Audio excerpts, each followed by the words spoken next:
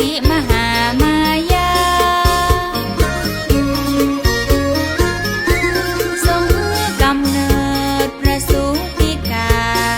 บริเวณป่าลุมพินีติหันก่อนศักราช80 ปีนั้นเหตุการณ์ที่สองมาต้องตรงกันปีวันเดือนยาม35 ปีได้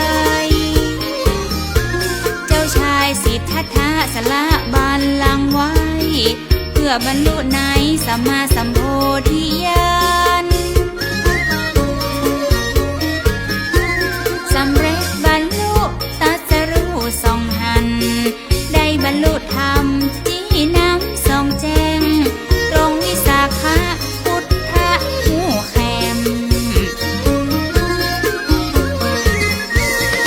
ครั้งที่สามตามตรงเหตุการณ์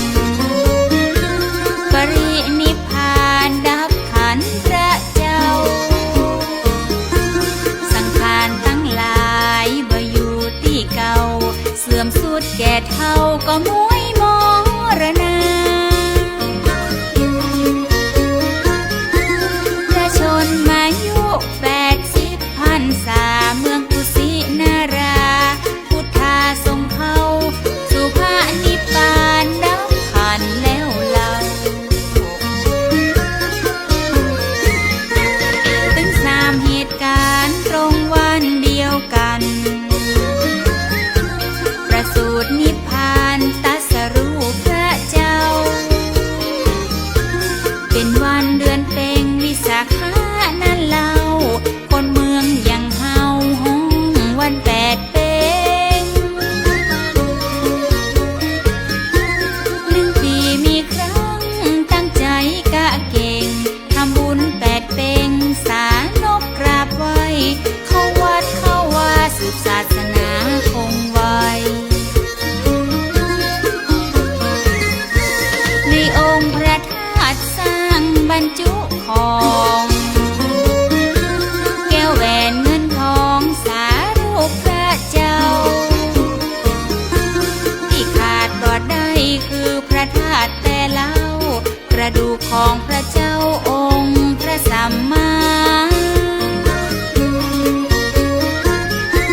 พระเจ้าอโศกทรงเลื่อมใสนักหนาสร้างสถูปขึ้นมาใส่พระธาตุพระเจ้าที่เมืองอินเดียท่านเป็นคนเริ่มเก่า